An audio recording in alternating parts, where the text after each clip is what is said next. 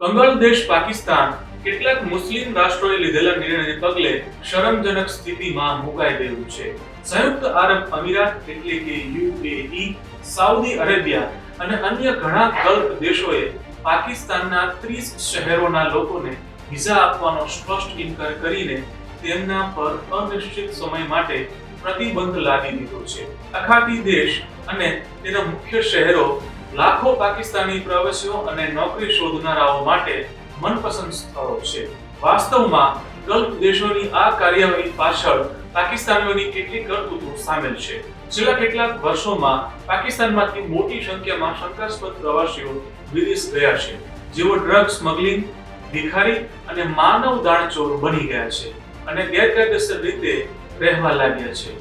Saudi અરેબિયાએ ભિખારીઓને પકડવાની વધી રહેલી ઘટનાઓને લઈને પાકિસ્તાનને ચેતવણી પણ આપી છે.